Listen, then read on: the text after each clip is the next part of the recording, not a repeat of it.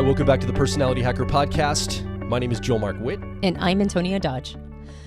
We had a really interesting question come up in our profiler training group. Now, not this season, because we're just now opening up the class. At the time of this recording, we're just now opening up the new class for profiler training. But in the previous one, we had a really interesting question at our first Q&A for that class. And I almost didn't understand what was being asked. Yeah. Initially, you actually had to clarify, which is, I usually know what people are asking me, but I was so confused by the question, I couldn't meet them halfway.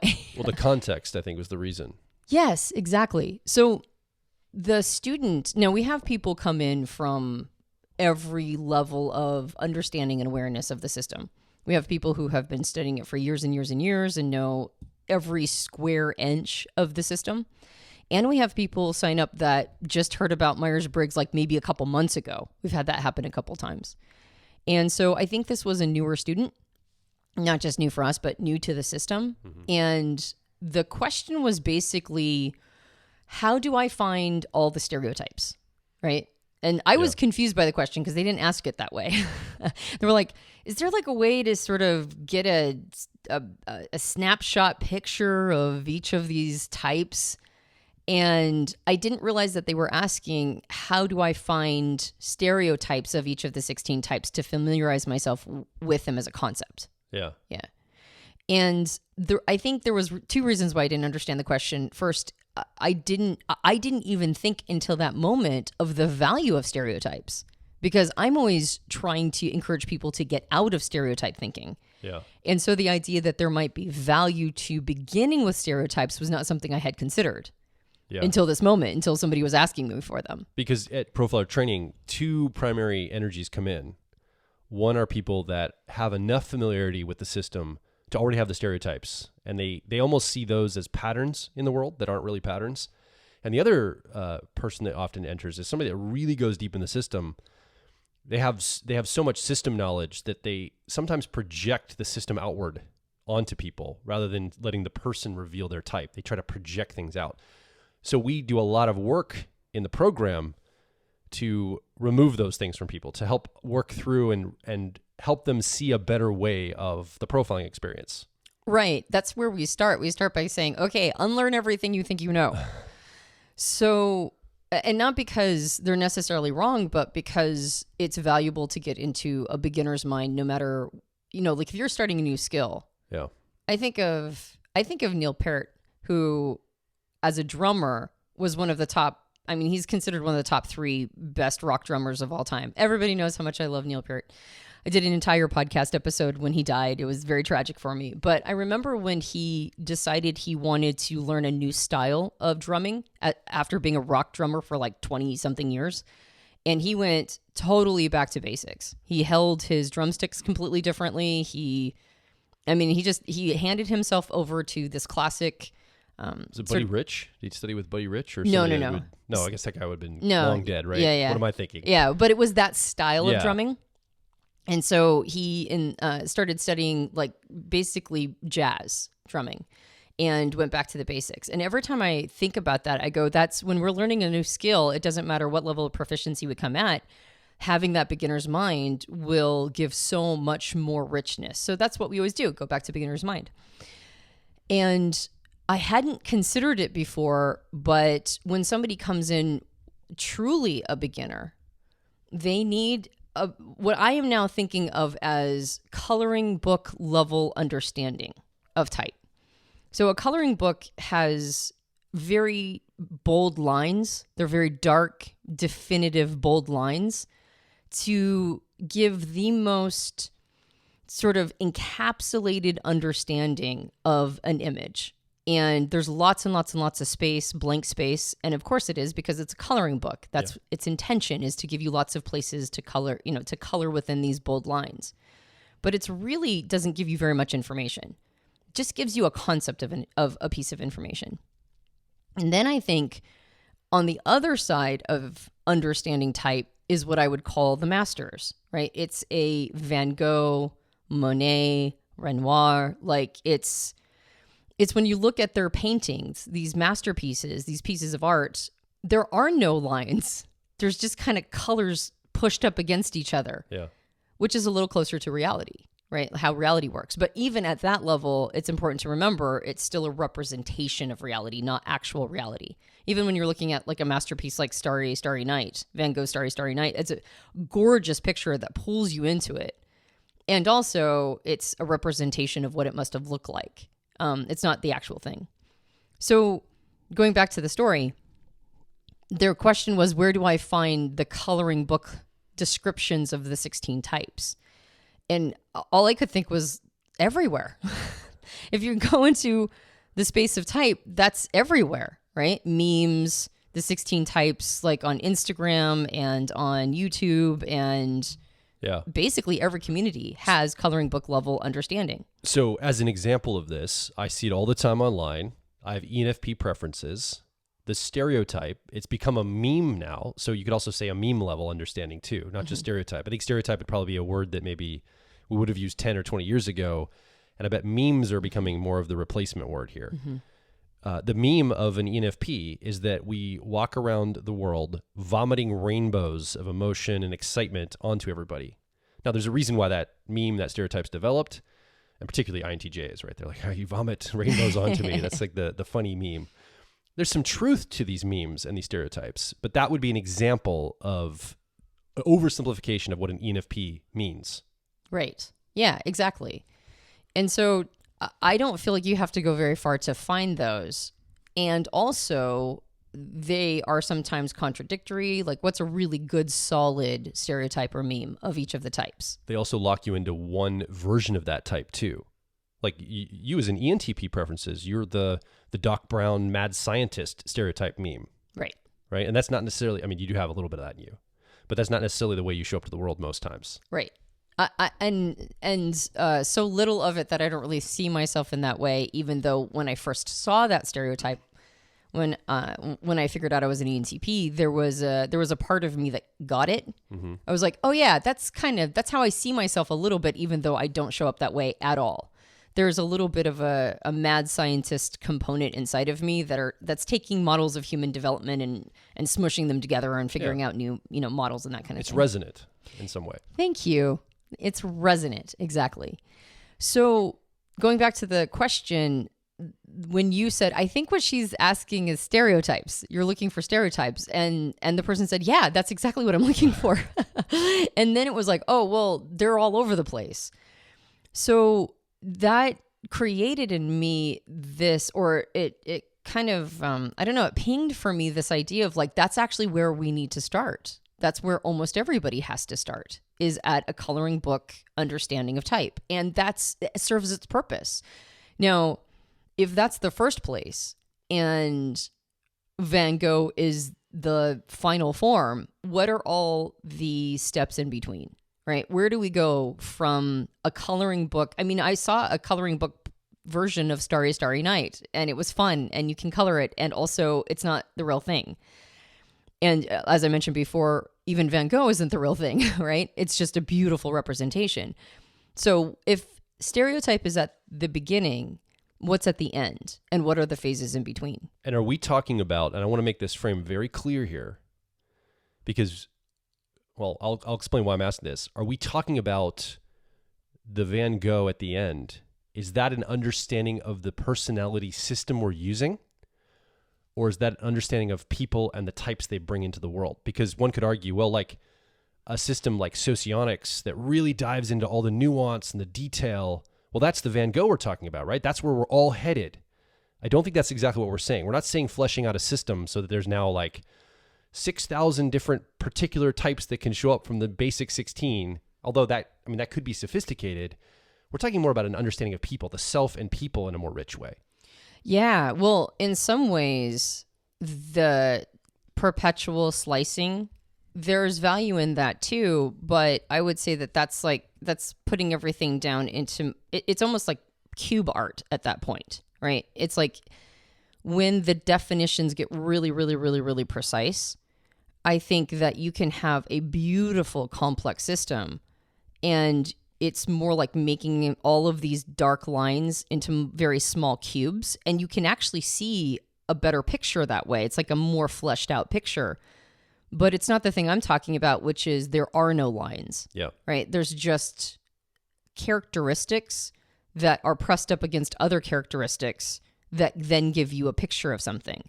Like, there's no real line around the moon in Starry, Starry Night. There's just where the yellow ends and the blue starts, right? And there's no clear, real definition, except that you can see that they sort of blend and bleed into each other. And at one point, the yellow is completely gone and the blue has started, right? Yeah. Or it's all blue. And then it's not even all blue. It's like blue and black. And I think this is not just an understanding of the system. It's an understanding of how the system actually shows up in humans, because that's us, right? There's no moment when my extroverted intuition or exploration as a person with ENTP preferences, there's no real clear line of where it ends and my introverted thinking or accuracy begins. They just sort of overlay each other, and they're so colored by each other. They're so influenced by each other. In some ways, I don't have a pure expression of extroverted intuition or exploration. And we can see that because there are reasons why you and I sharing the same dominant or driver function, there are many reasons why they show up differently. But one of the major ones is that we're pairing it with a different co-pilot or auxiliary function. Yeah. Right. When does your extroverted intuition or exploration end and your introverted feeling or authenticity begin? Right. Yeah. So that's how it plays out in humans, is kind of a smushing, right? There's no real clear lines. But to learn it, we have to break it all apart. We have to silo it to understand these things. But we can't stay there. We have to put things back together then and look at the human again. That's right. Yeah. Because the more we silo them out and talk about them as if they don't have relationships with each other, like that's when we stay in a theoretical place. Yeah. That's interesting, but the rubber never hits the road at that place. There's no application there. And there is a lot of value in understanding the functions and the nucleus of them and really fleshing them out on that level. There's value, but the value is truncated. It's unnecessarily limited if we just keep it at that level and never actually see how it's playing out in our life. So maybe it'd be valuable right now to walk through the levels, the layers of going from kind of a coloring book understanding to getting that Van Gogh. What would that journey look like? If somebody's listening along or watching along right now and they're like, yeah, I'm somewhere, first of all, they can find where they are on that timeline, but also what would that timeline look like for a general principled level look like for somebody? Right. So this is a vague map or model based on our experience. So I don't know if this is definitive in all cases. I just know that this is basically the levels that we went through, and I have a feeling that this is probably how most people experience this model. Well, I would say we also observed our students go through this too. Exactly. In our profiler training, our personality life path programs, like a lot of people go through very similar pathways or understandings, their relationship with type. And I think often Stephen Covey's model of dependent, independent, interdependent comes to play here. So we kind of have that cycle as well as we go through this. The competency model probably comes in here of, unconscious incompetence to conscious incompetence, so forth. Mm-hmm. So some of those factors play in. And I think that all is pretty similar for most people. Maybe the ingredients are different. The subject matter is different, but I think the pathway is fairly similar for most. Yeah. Another model that might play into this is DIKW, data, information, knowledge, and wisdom. Yeah. All right. And so, by the way, we've done podcasts on all of these.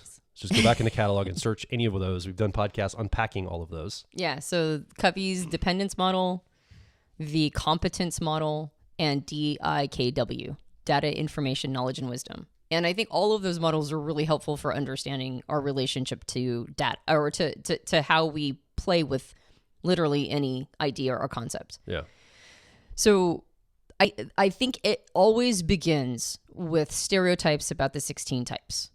And that's because why would you study the system if you weren't trying to figure out your type and what it means to be fill in the blank? Well, and by the way, just to make a comment, that's after things like introvert, extrovert in a general way, public consciousness way, or type A versus type B personality, or, he's a go-getter, or any of those kinds of like real broad brush patterns. When you're talking about the actual Myers-Briggs system, this is where we start. Exactly. Yeah. A person can have lots of entry points to type as a concept, but Myers-Briggs specifically, the only one of the 4 dichotomies that's in the collective unconscious is introversion and extroversion.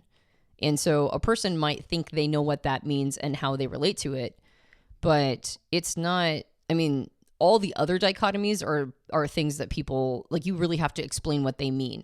Thinker, feeler, kind of, but not as a separation inside of a person, not as a preference. So it always begins with, okay, so what's my type? And so while it's built on the building blocks of those dichotomies, and usually a person will take online assessments, or they might even take the official MBTI, or they might watch a lot of videos, read a lot of descriptions or whatever, the first place is figuring out your type usually. And if a person can't, sometimes they'll continue down this rabbit's hole longer to be able to identify their type. And in some ways, that's a tougher path, because the more information you get, sometimes it's harder. Like, understanding type after you figured out your own personality type is much easier because you use yourself as a control. So that's a tougher path to go down. Yeah. But it's usually, there's almost like a stuckness until you figure out your best fit type. And so that's the beginning. And when you figure out your best fit type, you're trying to match it up with these online descriptions, which are usually built to some extent on stereotypes. And so you sign up for, or one can sign up for, like, an ENTP Instagram, handle, and they give you all the ENTP memes every day, or whatever your type is. And so these stereotypes are the first barrier of entry. They're the beginning. And if a person is satisfied with that, they'll stop. And they think it's really interesting. And stopping here, by the way, this is why people go, it's just like horoscopes, right? Type is like horoscopes. Well, they never got beyond the stereotypes. They never got beyond the meme level. And to some extent, they are kind of like horoscopes. Yeah. It's like you see what you see because you identify with it. It resonates a little bit with you. I have to admit, I'm not into astrology or into horoscopes or anything, but I'm a Libra, apparently. And every time I read Libra stuff, I'm like, yeah, that tracks. Yeah. Right? So there is there's a limitation to self-understanding that you're going to get when you're at that point. But I think staying there for a while and familiarizing yourself with the concept of this, like sort of the stereotype of your type, I think is... Yeah. It provides a good foundation for where you're going next. Also, I think as we go down this road, we start to shift each level we go, we start to shift from description to prescription. And here, while some people will give prescription at this meme level, most of it's just describing what's going on or talking about characteristics or traits, surface level behaviors, these kinds of things, things that sometimes are common to all humans. So sometimes like, everybody does that. Come on. And if somebody is giving prescription at this level, that's really irresponsible because it's not nuanced, it's not deep, it's very surface, and it could be actually harmful to people as far as I'm concerned. Yeah, or it needs to be real vague. Advice is what I'm talking about. Prescription meaning advice.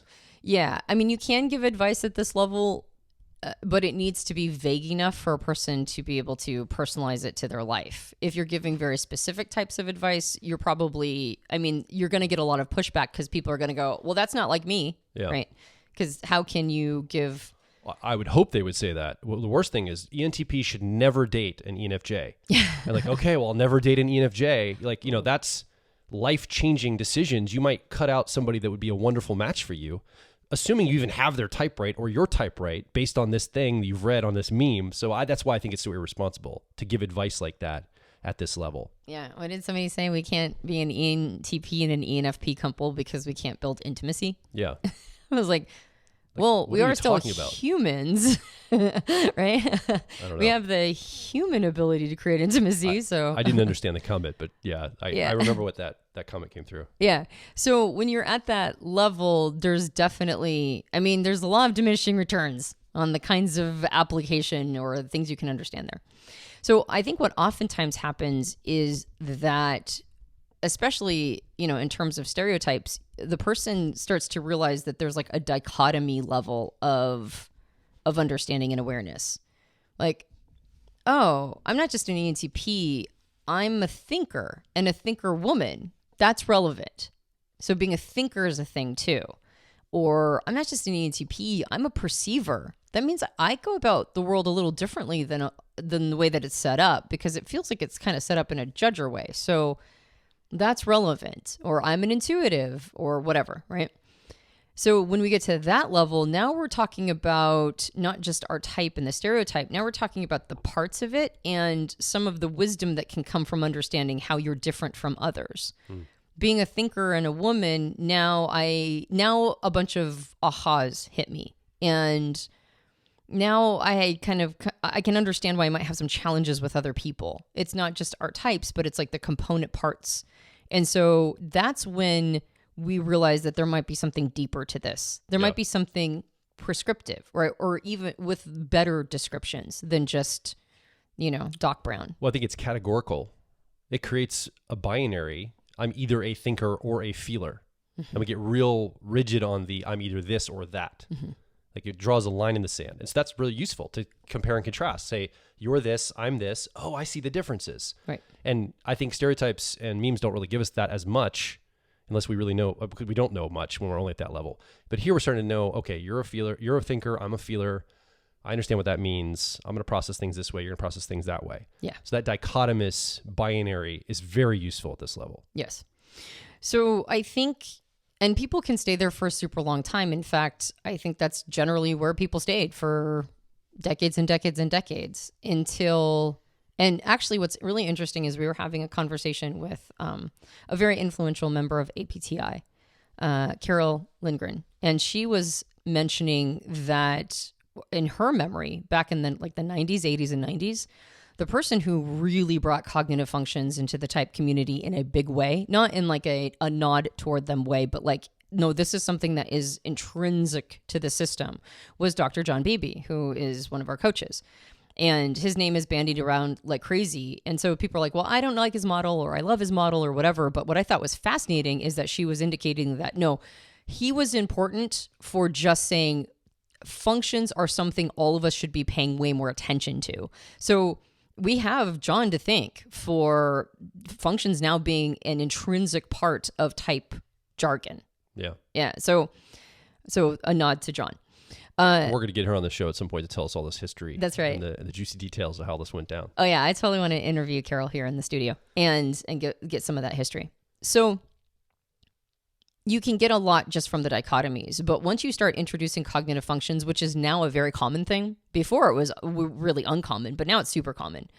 And now at the cognitive function level, now you're not just understanding the stereotypes and understanding how we're different. Now we're like, oh, I'm actually a complex dynamic of things happening inside of me. You mean I'm like introvert and extrovert inside of me? Whoa, that kind of stuff. Exactly. Well, and then also, again, like I have extroverted intuition or exploration as my dominant or driver, and so do you as an ENFP, but we're using it totally differently. It looks really different. So what's the function versus what is my use of it? And then what's my function preferences combination and how they influence each other versus yours, but also just what's happening inside of me. So cognitive functions are this beautiful on-ramp into inner inquiry. Now I can understand myself with a lot more complexity. Now I can really diagnose some of my, my behaviors and why I'm doing what I'm doing. But if you go down even further, you can also get growth opportunities. Mm-hmm. So there's really two phases of functions. The first phase is just knowing they're a thing and learning them and understanding how they show up in people and within the self.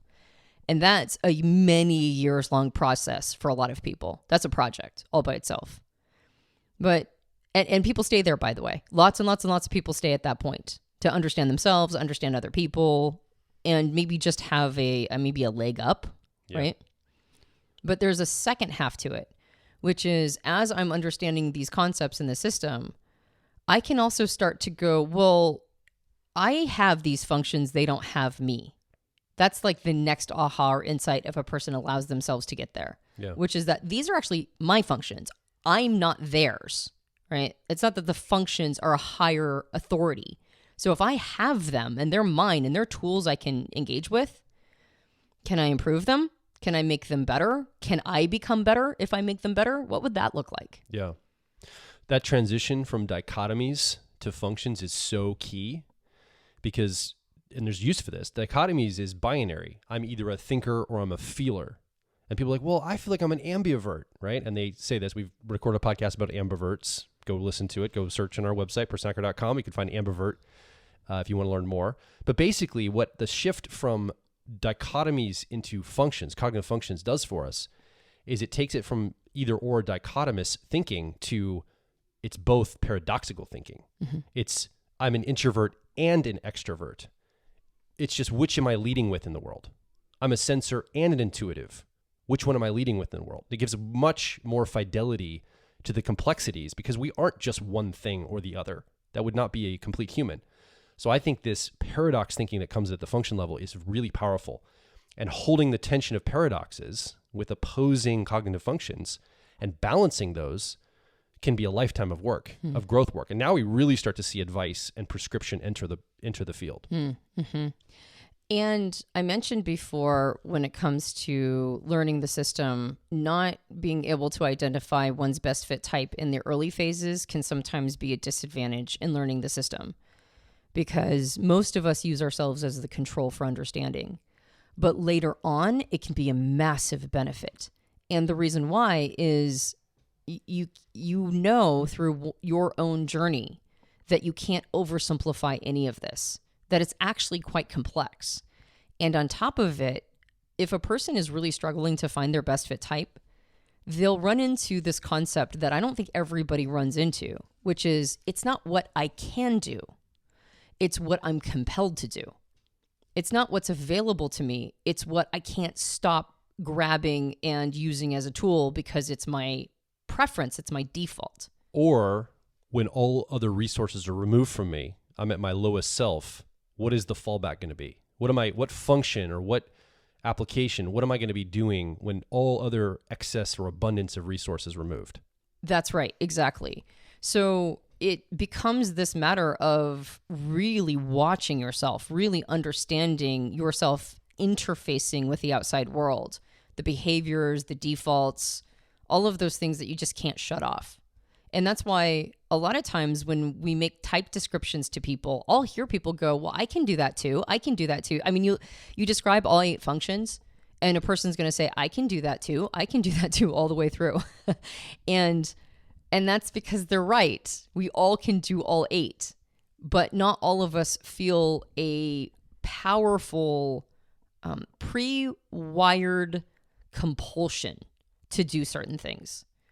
And when we look at people who feel a pre-wired inclination to do these things, regardless of circumstance or situation, like you said, under-resourced or, relaxing or, hard at work or whatever, there are 4 functions. John would call them egosyntonic, which basically means these are the ones that we most identify with as our ego. And we can't stop doing them. We just can't stop. And so being able to do something is different than feeling a compulsion to do something. Well, now we're entering a world of understanding things like compulsions. That's a totally different game than, as an ENTP, here's my little cartoon icon holding a beaker or whatever, right? Compulsions, being unable to stop doing something, leaning on, tools when I'm under-resourced. We're now in a whole world of self-inquiry, which gives access to fantastic information, fantastic ways to increase in consciousness about the self. And so people who have thrashed around their type, they're the ones that get to this piece of information faster than everybody else because they've spent so much time going, I can do that, I can do that, I can do that. And then eventually they go, oh, but I must do this. And then when you watch somebody in their must do this skill set, they're outclassing everybody else. It's not like I'll see extroverted thinking people think they're extroverted feeling because they're also nice people who want to do nice things for others. Yeah. And they'll go, I can do extroverted feeling things. But when you really watch somebody who is a master of extroverted feeling or harmony, it's not just getting things done on behalf of other people. It's a wordless glue of interconnectivity that extroverted thinking couldn't tap into if it wanted to. Yeah. Right. And so, and vice versa, there are certain things that are unavailable to extroverted feeling. And that's how all the functions work. There are elements that we can tap into because these are just elements of life, but there are things that are kind of inaccessible to us because only people who are pre-wired for that get the opportunity. They get the time in the game, right? They clock the hours to access this higher echelon of capacity within their function set. Yeah. We will be right back. If you're focused on personal growth, I think you'll resonate with our core content over at personalityhacker.com. We want to see you understand how your mind is wired so you can generate motivation, improve social skills, find career opportunities, and master excellent decision making. But a quick warning, we are advice and action focused in all of our articles, podcasts, and videos. This means that we attract people who like to be challenged to become excellent, to take action, to put in the work to optimize themselves, not simply just gather more information. If you are committed to personal growth and ready to radically find your inner truth, then come over and be a part of our growing community of like minds at Personality Hacker. Now back to the show. And so now type is more than just the stereotypes. now they're like growth and developmental levels. Now they're compulsions and diagnosis of behaviors. Now they're, this is why I keep doing this thing over and over and over and can't stop. Now, how do I do it better? They are abilities for us to access our psyche unlike most any other tool that I've personally ever run into. Yeah. And that's the next phase. The next phase is deep, personal, conscious inquiry into the self. And that's when you start heading towards that mastery level, right? That's when you start heading towards these are just colors that are smushing into each other, not these dark lines. So if you notice online, anytime the Myers-Briggs system is attacked as an invalid system, it never dips. Well, I shouldn't say never. In my experience, I haven't seen it yet dip into the cognitive function side of things as criticism. So like I saw a video recently in the last few years, why Myers-Briggs is BS. It's like, because not everybody could just be one thing, a thinker or a feeler. And you could look at the comments of people that actually know cognitive functions, comment after comment, like thousands of them. You're not taking cognitive functions into account. You have no idea what you're talking about. Like this is an over generalized representation of the entire system and, criticism based on people that know better. And so often one of the people, we get a lot of people comment a lot and say, what do you tell people that are haters or that criticize, or there's all this research and videos and people that say this isn't valid because it puts people in boxes and has dichotomy thinking. It's like, well, it's the cognitive functions. You have to show them that first of all, have a conversation at that level and then see what their criticism is, because they're not even criticizing the actual depth of the system. They're criticizing either the meme or the dichotomy understanding they have of the system, which in my mind it just means that they're unsophisticated. The system isn't. Yeah. Yeah. I know of one channel that routinely attacks Myers-Briggs and knows cognitive functions enough to be able to attack it. But you can tell that the person's beef is primarily that they think that Jung was associated with the occult. Oh. And apparently they have Christian leanings. And so that's their beef. Oh, okay. Right. And so it's like, okay, well, that makes sense. Yeah. It's actually not the tool itself. That's topical. It's topical. Yeah. It's the usage of the tool or how it was originated. Yeah. It's its point of origin and that they find that personally offensive to their belief structure. But that's, it's like having criticism for the system because you don't like where it started. It's understandable, but it's also not really about whether or not the system is helpful. It's whether or not the system is personally offensive to your paradigm. So there are a couple things like that, but other than that, for the most part, anybody who's attacking the system without having a personal paradigmatic beef almost never understands functions. So now we're almost to what Jung's original desire for people was with all of this, because Jung actually was very he kind of didn't like it being turned into typology systems. He didn't like when people did that. And in part because he was afraid that it would throw individuals off the scent of the point of, or his purpose, which was individuation, understanding oneself to a level where an individuation, we've talked about this I've talked about it endlessly in previous places, but it's that means whole self. It means not divided, right? And the word individuation comes from the concept of an atom, right? If you slice the atom, it's no longer a thing, right? So Becoming an individuated person means that you're aware of the whole self to a point where you might as well just be one big atom, right? There's no house divided here. And so he was afraid that typology systems would slice us up. And he wasn't entirely wrong. There is a little bit of slicing and dicing that happens within typology. But it's also an access point, I think, fundamentally for where he wanted people to head. So I can see why he didn't like it, but I also see why it's necessary. It kind of makes me think of that concept that we actually, Robert Anton Wilson said that the easiest way to be brainwashed is to be born. And we have to be brainwashed.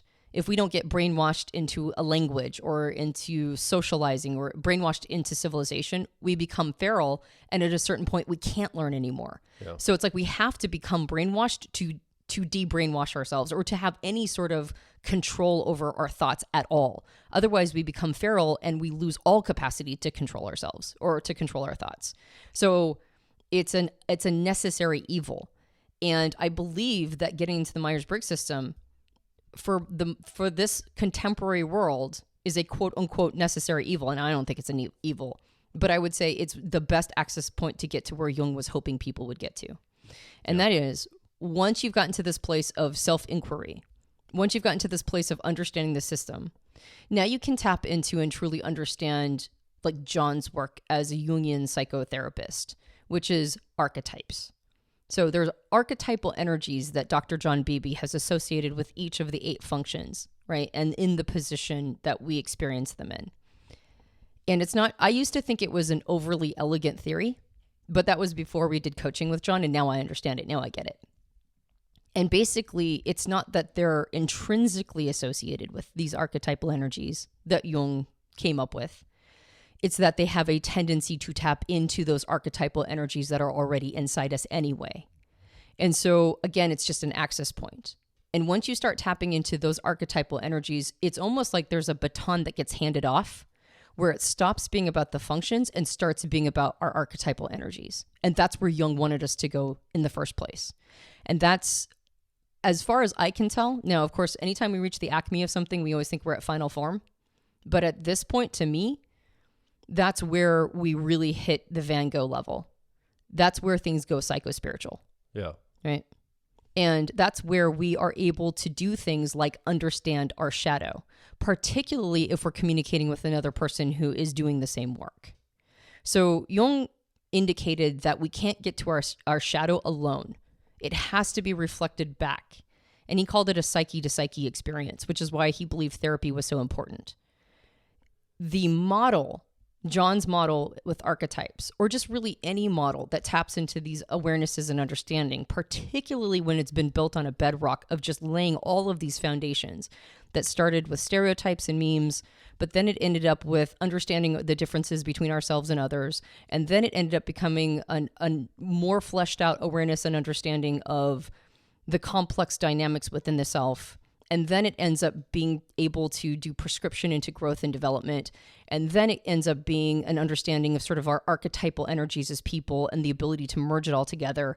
And now we're able to tap into things like the shadow, which wasn't available to us before because the model itself mirrors it back. Yeah.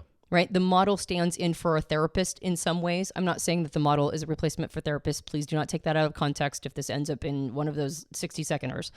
But I'm saying that the model can be a tool to reflect back the self that normally we would have needed a whole played out concept of another person reflecting it back and then be in a moment where we could receive it. And the model can point that out for us.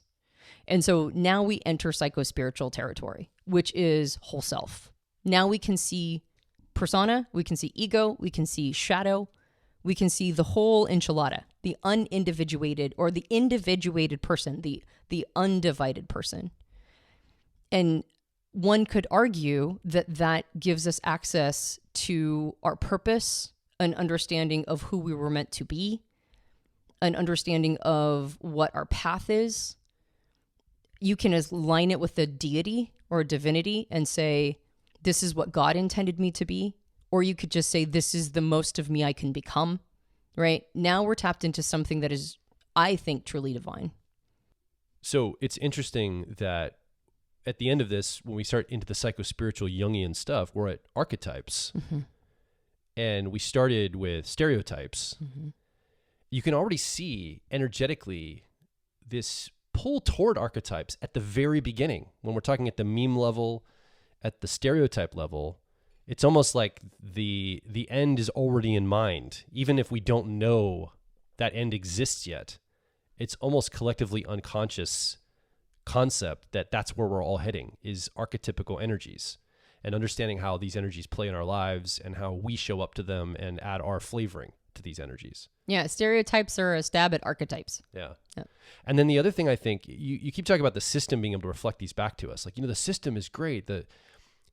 I want to be cautious that we don't divorce the system from people, both in self-understanding, but also I think that dialogue and conversation, that psyche to psyche experience, I can't highlight that enough, because yes, the system is the tool we use, but people are the ones that wield that tool. And you didn't say otherwise, but I just want to really land that point, that a psyche to psyche conversation, much like what we do here in this podcast, we talk about issues, we unpack things, we understand ourselves, each other, and the people that listen with us, you listening right now, we do this together. The three of us do this together. And that's a really powerful for conversation. That's one of the reasons why we do our profiler training program, is because we realize, like, online tests, written tests, watching YouTube videos, typing people from a distance, what is that actually serving? What's that doing for anybody? Yeah, you get to be superior. You get an ego, like, oh, I know people's personality types. I watched this YouTube video. I can guess it. I can speculate on it. We can talk about it. You might even give some advice to somebody if they told you their type and you have a little bit of understanding. But the ability to have a conversation with somebody, a nuanced, in-depth conversation that goes beyond stereotypes and memes, goes beyond dichotomies, hits into cognitive functions, but we're even training people, like in our profile dynamics class, we teach archetypal energies and the alchemy of those and the 8-function model and how to identify it in others, and then give them coaching recommendations in their life based on these deeper understandings, psycho-spiritual recommendations. All of that's available, but it has to come through a process, I believe, and I think you do too, Antonia, of conversation with another person. And so, again, that's why we've doubled down on the methodology of profiling, and we think that's such a powerful program, because that gives people that access point. I'm so glad you mentioned that. From my perspective, all the highest quality and best content that has been built on top of the foundation of the system has come from people who use it in practical applications. Like John, who has used it in psychotherapy for like 50 or 60 years. Yeah. People like Linda Behrens, who's been using it in corporate consulting and coaching for 50 years, right? Or 40 years. I don't want to age her. Sorry, Linda. Yeah. But and you see our students who in their coaching practice use profiling, they start to understand the system of Myers-Briggs so much more in depth when they're starting to use it with actual clients. Well, and that's what I was going to say, is a lot of the awareness and understanding that we personally have gotten has not always only been in coaching, which, by the way, just skyrocketed my understanding of type when I started coaching, because I was giving actual advice and people were coming back and saying that didn't work. And we're like, okay, why didn't it work? Was it me or was it you? Right. And so there was a lot of refining going on. And eventually it was like, no, that's working. Right. And it works every time, practically. As long as the individual context is taken into consideration, as long as there's like due acknowledgement for the complexity of a person's type and how it manifests in them as an individual and how it interacts with their environment. Like, there's a lot of complexity going on here. But I would say a big piece of why we understand the level it can get to with psycho-spiritual levels is not just our coaching with John, which was very, very helpful, but because we see it in profiler training. We see it happen over and over and over again. People have these conversations, these psyche to psyche experiences, ostensibly under the, sort of the end game of being able to help somebody find their best fit type, but having a real conversation with another human being and starting to go, this is actually about people, like you said, not about the system. So that's why I'm so glad you mentioned it. And then going, well, then how do I help them more? Because you just automatically want to do that. And then in order to help somebody more, you have to go beyond just helping them find their best fit type. You have to get into a place where you can actually give them sound advice And that means you have to dig your hands even deeper into the complexities of the system. You mentioned Profile Dynamics, which is a course that we offer after a person has gone through Profile training, which understands type dynamics and way more complexity, specifically to as a precursor to coaching. Yeah. So you go deeper and deeper and deeper. And then you get to this place where you just can't help but start to realize how many shifts are happening inside of you. And so people who come to like the Profile Training live event, or we have other programs where live events are available, like Personality Life Path. But when somebody comes to a live event and then they're surrounded by people who are all fascinated by the same topic, but it's touching them in the same way, in the same growth orientation way. And now people are having like massive life changes, right?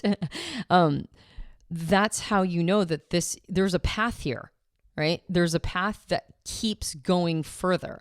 So when an individual is stuck at a certain place in this path, what's nice to know is that there's a next lily pad. Yeah. You just have to find it. What's stopping you from getting to the next lily pad? Is it that you're not that interested in type beyond stereotypes? Is it because you haven't really dove into how it shows up and manifests in your life? Is it because the functions sound kind of complicated and there's a barrier of entry?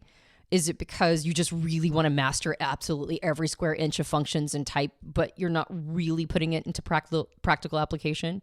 Like, there's another level. And unless you're using it for psycho-spiritual purposes, which a person doesn't have to, by the way, you don't have to use it in that way. But that's a final form in my mind. And I know, like I said, we don't always know what final form is, but it was Jung's final form. It was his final form. So there might be more after that. I don't know what it would be. I just know that was his end game. So there's more, and it routes back to the source. It's one big hero's journey circle, right? It started with Jung. You go through a hero's journey of all of the things we're talking about. It ends with Jung. It ends with his concept of individuation. So, and then there might be more hero's journeys after that. So I think it's good for an individual to understand that there's more if they haven't thought about it. If they don't know that this is available, it is. There is a path here, and there's a next lily pad. And you don't have to use it that way, but you can, and it's there. Well, we want to encourage you to use it that way. If you've been listening along, we want to hear from you. What's coming up for you as you listen to this journey? Where are you at in that journey? Are you a new listener? You're new to personality type, especially the Myers-Briggs system. Are you at the stereotype meme level, which is totally okay? Like, is that where you're at right now? Is that the world you're playing in? Have you moved further down the road? I'm sure someone's going to write in and say, I'm even beyond the archetypal spiritual. I'm into like galactic level. And tell us about that too. Whatever, I want to know about galactic level. Whatever the galactic level is. But one thing I would say is, if you love, most people that are listening, probably you listening right now, you probably have more than just a meme stereotype understanding of that. And if that's where you're at, that's totally cool. But if you have a little deeper understanding and you really love Myers-Briggs and you love how this has helped you in your life or in the world, come with us on this journey. Let's keep furthering the experience of personality type and what we can do with it. I think if you come and hang around us for a while, you're going to contribute to the entire community, the entire effort of what we're trying to do here. And one of the things we can do is help get into the public consciousness. You can help with this as well, the actual depth that's here. So when people misuse it, they stay at the meme level, or they just stay at the dichotomy level, or they weaponize it, or they push it out or project it onto other people. Well, that's where we get people, well, this is just bad. This puts people in boxes. Let's kill this thing it feels harmful and it feels like it's misused. Well, it doesn't have to. Help come along with us. Let's use this in the most sophisticated way possible. And I think that could really contribute to the world at large. But that's going to take all of us working together to do that, because if we all just stay at that meme or dichotomy level, yeah, sometimes that's not fun. Sometimes it does feel like we're putting people in boxes. Sometimes it does feel like we're painting people into corners and not letting them have room to express themselves and their whole human spirit. So what's coming up for you? Come over to personalityhacker.com directly below this episode. Make your voice heard. We don't have a microphone for you right now, but we want to hear from you. What questions, comments, or stories do you have to share about this journey maybe in your own life? And if you enjoyed this podcast, you can subscribe to us on iTunes and various Android platforms. You can also subscribe to us and watch us on YouTube. This is now a video podcast. I guess I don't have to say now. It's been a couple months. We're established. This is a thing. Yeah. You can watch us on YouTube and leave a comment, ask a question, and also you can like, subscribe, and hit a little bell icon, apparently, and they'll let you know when the new episode is out. We have a book. It's called Personality Hacker. You can get it at all major book retailers. And if you leave us a rating and a review on on Amazon or on Goodreads, that also helps us out a lot. iTunes is if you leave us a rating review for the podcast. We have a suite of programs that is really about the psychospiritual journey, but at various levels of it. And if you want to start that journey out, we have a suite of programs that are called owner's manuals for your specific best fit type. So there's a INFJ owner's manual and an ESFP owner's manual. And all of those owner's manuals help you create your owner's manual, right? Yeah. It's your owner's manual for your life. And this is just information that you can plug into your personal owner's manual, which could include other things as well. But start here with understanding how your best fit type relates to the owner's manual of your personal life. So head over to personalityhacker.com and check those out. My name is Joel Mark Witt. And I'm Antonia Dodge. And we'll talk with you on the next Personality Hacker podcast.